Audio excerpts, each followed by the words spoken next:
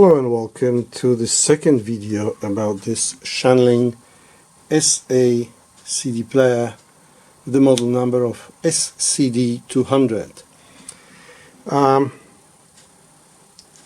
bought it a bit too cheaply for it not to be faulty, and it seemed to have, worked fine other than a bit of a trouble with the tray. From what I can remember, I remember replacing a belt on it.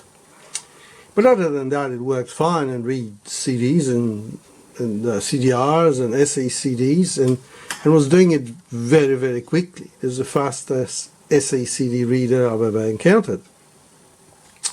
So I put it in my number one system. I don't have many SACDs, but I said until I sell it, it will just be there. It will just be there as a reader for SACDs. And when I got my latest DAC, which is Wadia 16, I use it as a DAC as well as a CD player, Wadia refused to lock onto the signal from it. And I didn't know why, so I brought it back here to the workshop. And this is what I found, that the SPDIF signal has some strange artifacts on it. If we freeze it, you can see that there are like bursts of noise, every now and then.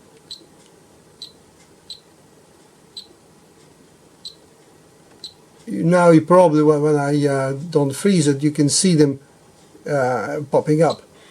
Well, I believe that this must be the reason why Wadia has a trouble with it, and also why sometimes it doesn't want to read that particular disc. This is Dire Straits disc, and that one it had trouble. It read a couple of other SACD players most of the time, but not that one. So what I believe now is happening is that noise must be generated somewhere in a power supply, and then with a dirty power supply, anything can happen.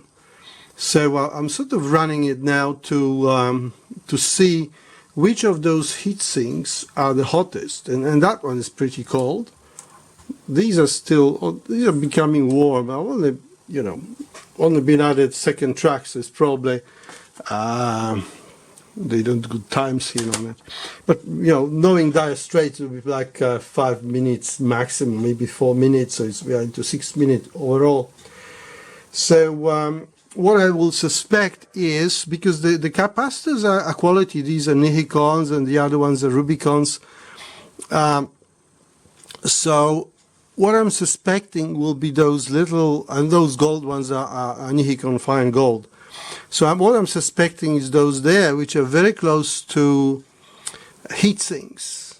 So I'll when it warms up, I'll take the board out, which is a lot of work to do. There's a lot of connectors, and to make matters hard, I've just noticed that there's a screw underneath that filter here at the front.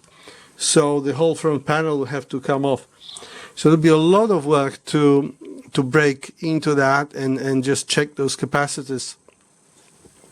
But obviously this is far from perfect. Those bursts of noise there.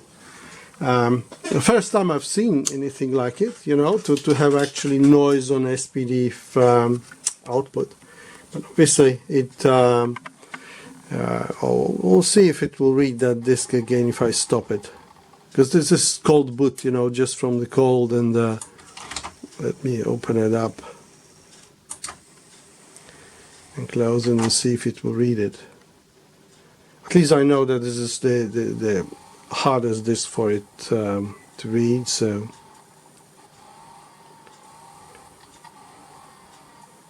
But that's very unusual. For this player, it is very long. You would have read it if it was going to actually read it, so it will be no disk, I think. That's right. No disk. So there you are. As it warms up, it no longer reads them. So there it is. Something I thought was fixed, but Well, I would have to sort of really soak test every player I repair, which, sometimes is not practical. Well, when I can, I do that. And obviously, it's good that I caught this one. Well, thank you very much for your time. Bye-bye.